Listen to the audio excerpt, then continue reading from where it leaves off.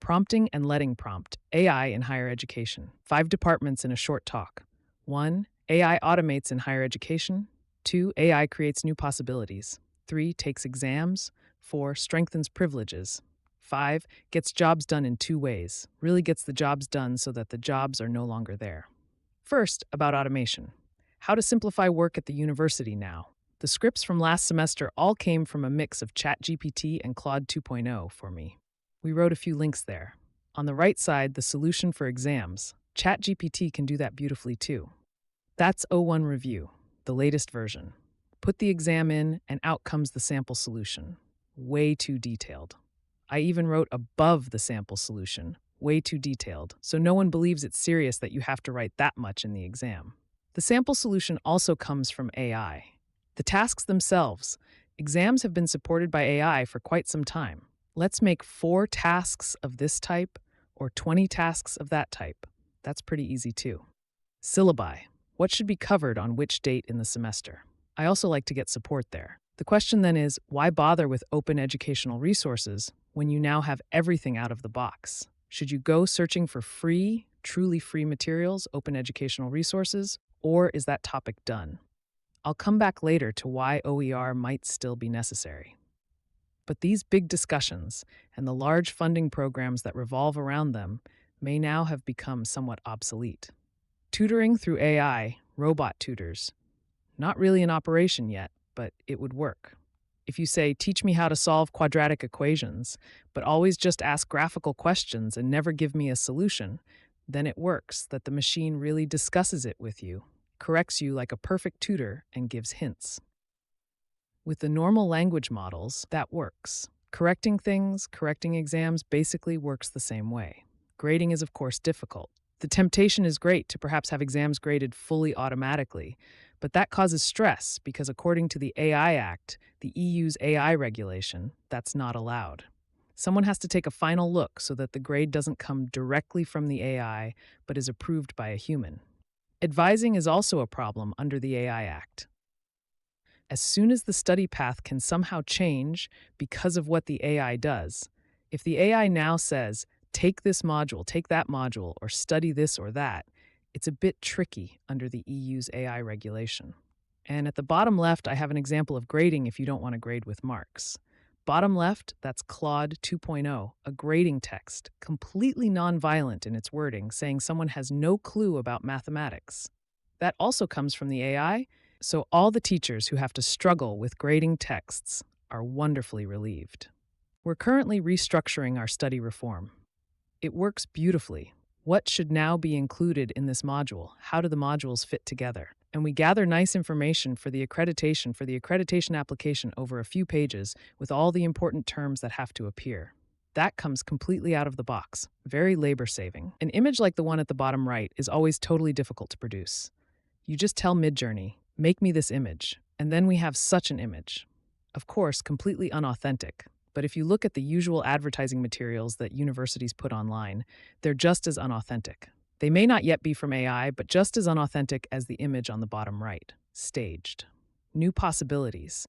You take what you have, the scripts, the books, what you find on the web, websites somewhere online, your own videos, and have the AI make a summary of it. Explain it to me as if I were 5 years old, or make an FAQ out of it. What are the important questions here and the answers to them? A collection of tasks. The first long texts always generate 12 tasks. We have examples placed under this text. The easiest is certainly Notebook LM from Google. You upload whatever you want, whether it's a video or a text document, whatever, and then ask questions about it. Maybe there are a few other applications like that. Or now recently, the web search in ChatGPT, where you can click search the web, and then you get all sorts of things compiled from the web, where really dozens or 24 websites are gone through to gather things from the websites and summarize them. That's extremely labor-saving. The materials. OER comes up again here. When you have materials, funnily enough, they don't even have to be trained in, not laboriously integrated into the model, but they can just be added on the fly. If you have your own materials that were previously under lock and key and never learned by the large models, you can simply include them in the context. You say, Here, take these 5 documents with you, and then here's my question. Or build me an exam on these 5 documents. Then they simply come into the context. Google theoretically has up to 2 megatokens context length.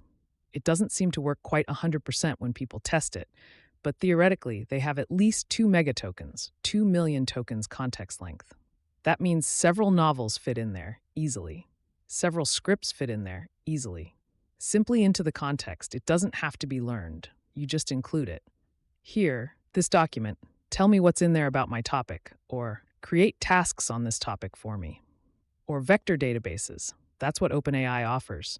You can train your own vector database with it, and then it's considered in the query. That's a slightly different approach than the context window, so material can then be reused in this way. Orality. Speech recognition, speech synthesis at high speed, now almost as fast as a human would understand, and in 100 languages. On the right side, that was put together by ChatGPT and Claude, and is also freely available at the URL if someone wants to use it. It's a whiteboard for dictation. I just press the Q key and say translation between logic and set theory, and then it appears there, automatically translated and even corrected. So it first goes out to the speech recognizer, Whisper, then the text comes back, and the text then goes through the GPT API again to be translated, because I have so many students who have problems with German. So that's translated into these languages on audience demand. That's something completely new. That didn't exist in this sense 2 years ago. Just translating something into so many languages on the fly. And what's also new, 2 weeks ago, a week ago, this advanced voice in the ChatGPT app was released for Europe, so you can really talk to the app like with a human. You can interrupt the app, talk in between. That's already extremely helpful. I haven't tried it enough yet, but at least it looks very helpful. If I say, ask me 2 questions in Chinese, then 2 questions come in Chinese, and the machine expects an answer. For practicing spoken languages, that's grand. I tried discussing physics. It works. So I want to understand Bernoulli's principle. Explain Bernoulli's principle to me. It then gets stuck with the usual explanations that aren't really correct.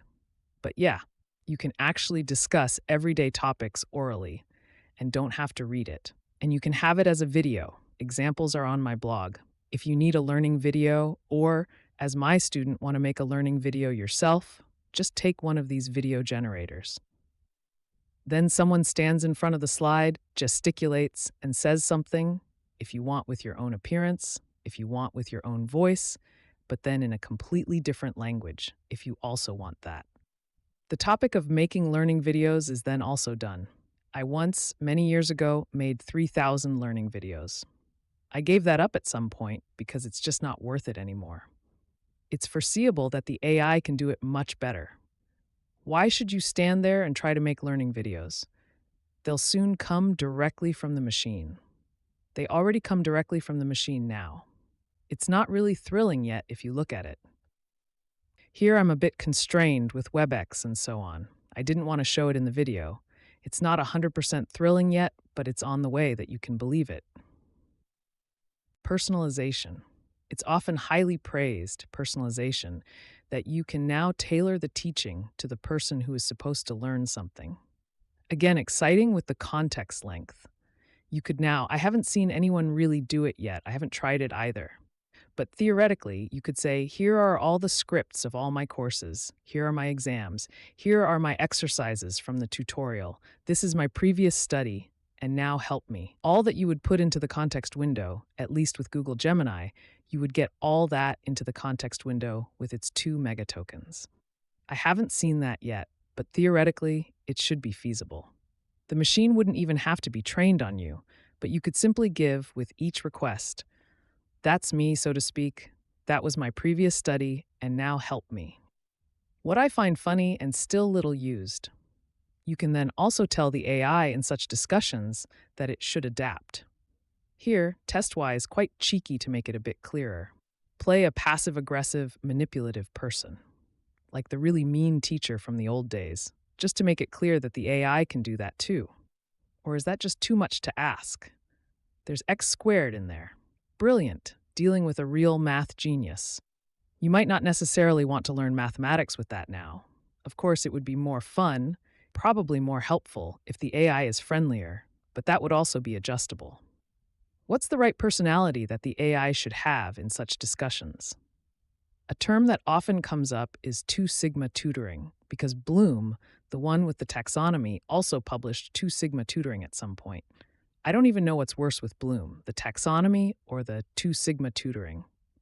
A paper that supposedly proves rather dubiously that personal tutoring is 2 standard deviations better than normal classroom teaching.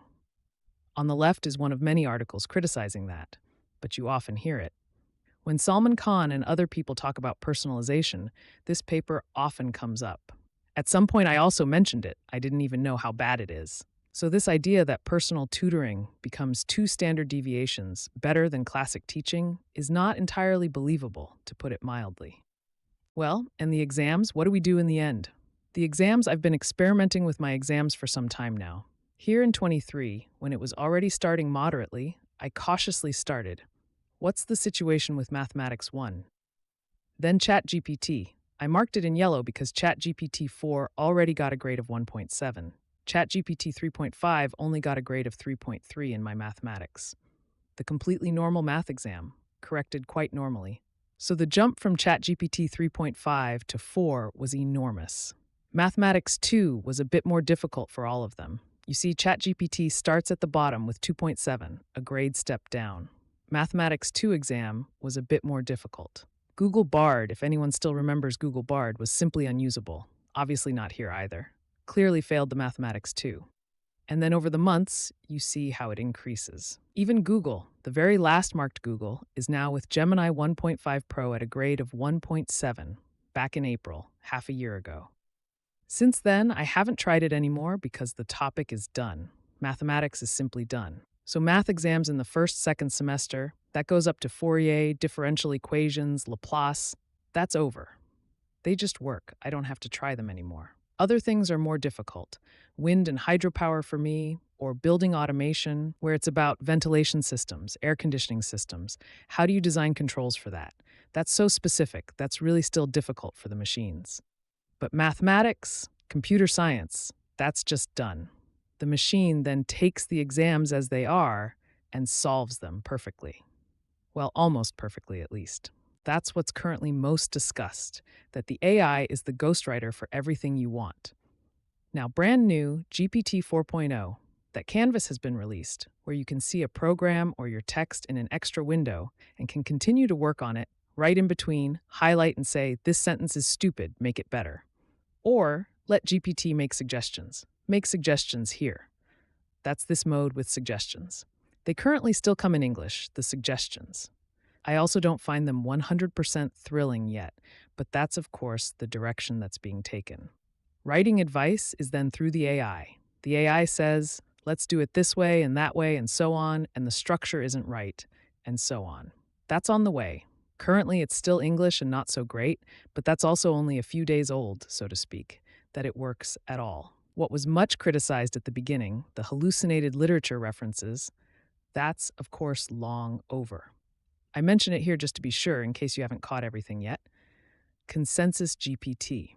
So you go into ChatGPT on a GPT called Consensus, especially that one, there are others, and say, summarize the literature on the following topic for me, and then you get 2 pages, or however much you want, summarized literature with real literature references, because they come from the database and not from the AI. They're not memorized, but come from the database. So this usual section in all bachelor's theses, master's theses, doctoral theses, papers, this usual section related work is done with that. If I'm honest, I don't think it's great if you do it with that. Maybe you should look yourself if you can't find a bit more and find something elsewhere. But theoretically, if you want to say, I don't feel like it, that's done with that. And probably no one will notice if you do it that way. And programming projects, of course. Maybe I demonstrate it too much to my students. It's just common now. You just ask the machine, whether Claude or especially ChatGPT. You just ask the machine, write me a program for this. I want to say, query the weather data from Cashelman every hour. Write it. And then you have, say, 100 lines and done. No one does that by hand anymore, plain and simple. Why should you? I tell my students. I don't do it by hand anymore either. You'd have to search Stack Overflow up and down, errors in it that you'd have to find out again. It comes almost perfect out of the machine. Programming projects are, in this sense, also more or less done as exams because I just have to ask the machine. That, of course, has consequences that the machine takes over everything. I think that's common knowledge. These AI detectors simply don't work at all. Some people have even tried to copy texts into ChatGPT and then ask, is this text from you or not? That's, of course, total nonsense. How should the machine know whether the text is from it or not?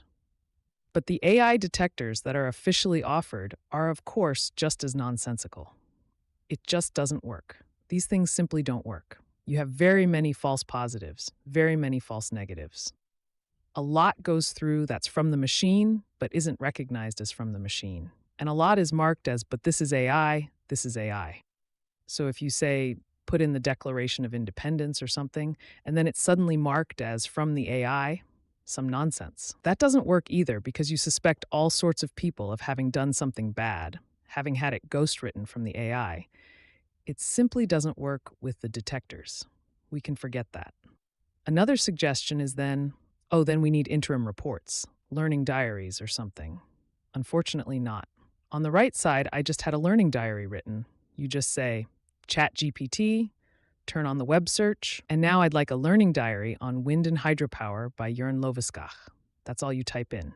You turn on the web search, a learning diary on wind and hydropower by Jørn Loviskach. And you get that with dates, and that's just an excerpt with all the bells and whistles. From the web, it then looks at what was covered in this course, and it lies to you about what it supposedly learned as a learning diary.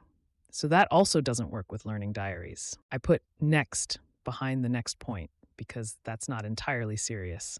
But what still works now? Here in the house, you might still have a few practical exams where a circuit really has to be built or a heating system connected or a wall built. Then that might still work. But everything that's so highly academic, where only text is delivered or what's discussed, that's totally difficult. Actually, you'd now have to say, even with oral exams, I have to look into the ears once to see if there's not such a small device in the ears. That's standard merchandise. You don't just get that at TEA, but you can also get it simply at the hearing aid store. The normal hearing aids already disappear into the ear and have Bluetooth.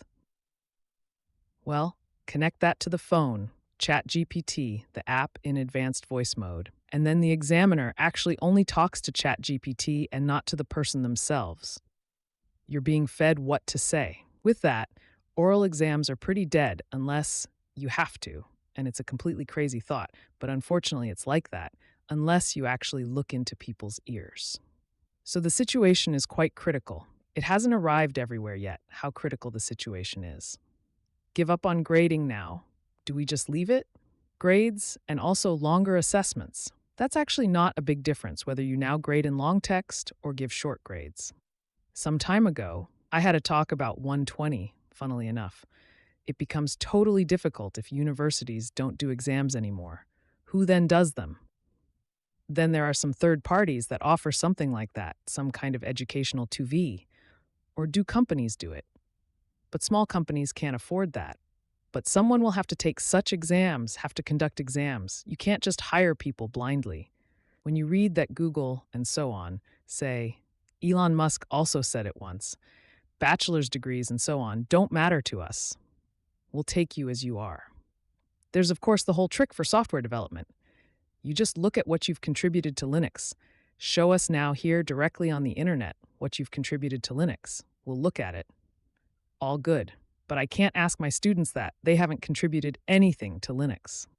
They also don't start at Google, and they don't start with Elon Musk. In principle, you could solve something like that differently, but I don't know how it would be solvable differently for my students. Maybe with closer supervision. That's developing now inevitably, because the numbers of students are dropping. Even according to the official statistics from many sides, it doesn't look rosy. It's getting fewer and fewer. In this respect, much closer supervision would be necessary. And if, after Trump's election victory, conscription comes back in Germany, for reasons, we have an even bigger problem because then even more people drop out that way. So the number of students will continue to go down. Maybe that's then the solution, that we have one-on-one supervision in the end, a bit exaggerated, or maybe 5-to-1 supervision. Somewhere the threshold will be that close supervision then makes it safer, that we then do believe that the things don't come from the AI or recognize when they come from the AI. Privileges. AI strengthens privileges, the Matthew effect. You can use AI in two ways. You can use it in discussion to learn from it, explain something to me, or you can use it, solve my tasks, write me this stupid paper. You can use it both ways, depending on what you want to do. To those who have, more will be given. To those who have not, even what they have will be taken away, from the Gospel of Matthew, hence the Matthew effect. It exists across all social sciences and whatever, economics. The gap will probably widen even further, especially due to frustration. I notice that now with the first students who say, "Why should I learn that? It's nonsense to learn that. The AI can do it. I can spend years dealing with it. The AI will still be better. Why should I bother?" This frustration then justifiably leads to saying, "I have to pass the exam. Let the AI write the exam." And the illusion of knowledge and ability. It all looks so nice when it comes out of the machine, nicely laid out. You want to believe it so much. Even if it's completely wrong, you want to believe it. The Dunning-Kruger effect, although some people say that the Dunning-Kruger effect itself suffers from the Dunning-Kruger effect because the paper about it is actually wrong. But in any case, the idea, if you have no idea about something, you think you have an idea about it. That is, of course, then amplified. Another effect that AI can have is that you simply don't learn things or unlearn them. Tying shoelaces, for example, is supposed to be such a topic. Long division is definitely a topic. I know that my students in the first semester can't do long division, probably can't even do long multiplication. That was probably covered at some point, but never used, gone. Google Maps. Driving around without Google Maps. There's this amusing or rather unsettling term, death by GPS, when people strictly follow their phone. When it says drive into the desert, they drive into the desert, hence death by GPS with corresponding consequences. So you unlearn navigation, relying on GPS instead. The Chinese have this very special phenomenon where they no longer write the characters on the phone and on the computer, but enter them in the Latin phonetic script. And therefore, they can no longer write the characters. They simply unlearn that. They cram it endlessly in school and then unlearn to write these characters. And so on and so on. So what you don't use is gone, plain and simple. And what's not used, reading and writing longer texts. If you now just ask the machine, summarize this text for me, or solve these tasks for me, write me this introduction for the bachelor's thesis, then you don't learn it. And if you ever could, you unlearn it. That's another point here on this aspect. Orality on the rise. The written word gets lost. Work is mainly done orally, using videos. You have to talk, and that means that a lot of cognition is hindered. In writing, you can argue much longer, build much longer chains of argument, make references, and so on than you can orally. This depth is lost. Academic depth is lost through orality. Last point, the jobs that get done in two ways. Source. Internet with a smiley behind it. I searched. I didn't find an official source for this saying. I tried at least. AI will not replace you. People using AI will. Though I would say, companies using AI will, and not people using AI will. That's basically correct, but of course you need far fewer people because they achieve much more. The throughput is much higher. I notice it simply when programming. What used to take half a day to program now comes immediately in a minute out of the machine and works, plain and simple. It's extremely time-saving, can be extremely time-saving. There are also places where it goes wrong, but it can be extremely time-saving. That means you need far fewer people for the same output and then people who can process it that quickly. Programming is special. What comes out of the AI? Read over it once. Does it fit? Does it not fit? You then have to be able to do that correspondingly quickly. An exception regarding higher qualification, and that's a sore point. Who originally entered this data? Poor people in Kenya, for example. You can see that in ChatGPT in English, it very often uses the word delve to dive into a topic. You can then track in the statistics how often does the word delve appear. In ChatGPT-generated texts, it appears much more often than in normal text because people in Kenya speak that way. They trained that in when they trained ChatGPT. So they're poor people who train these machines for us. That's really mean. A few specific jobs that will probably be lost. I just photographed my garbage cans here.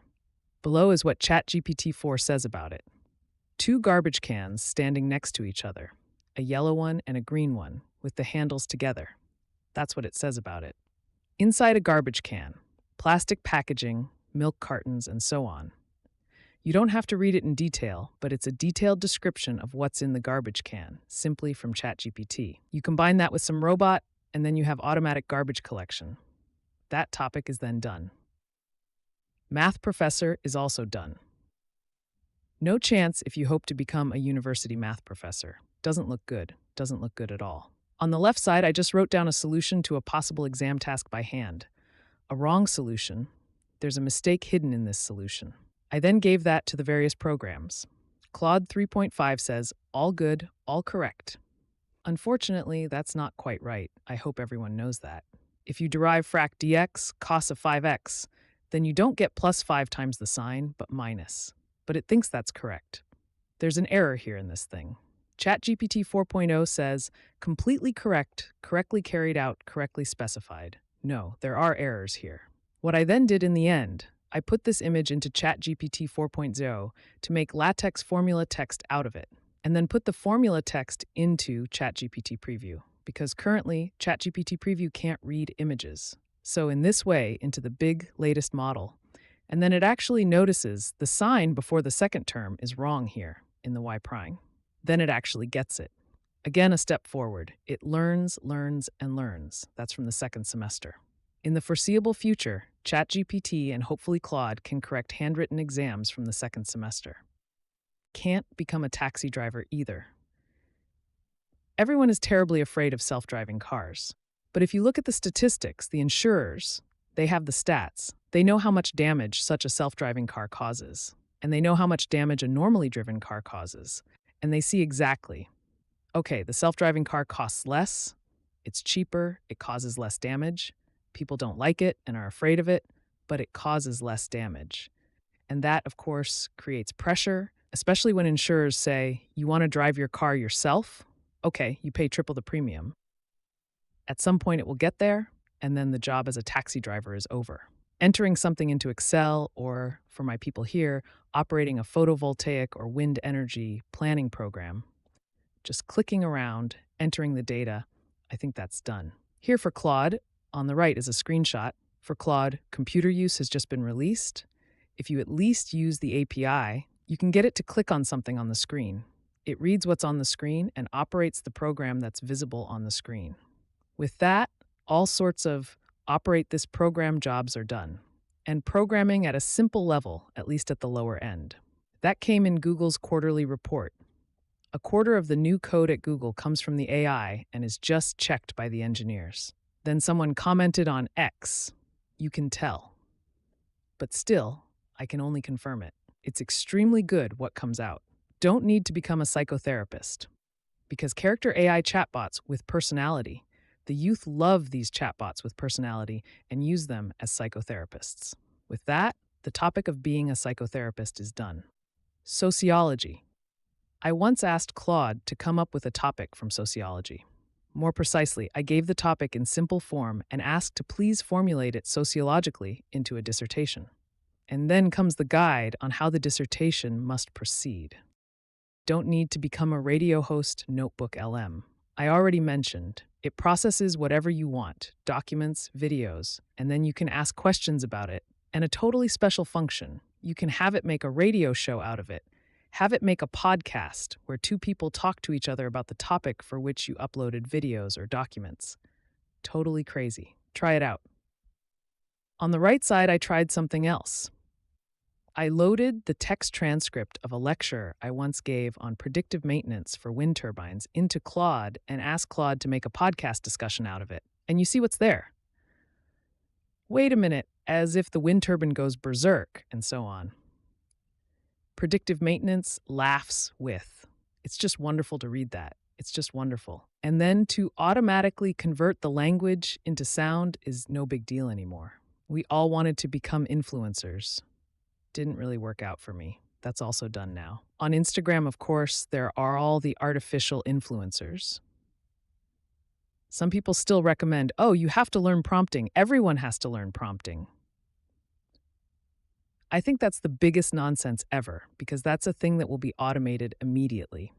This here is Storm, where some people thought about how to actually use ChatGPT-4 to write new texts.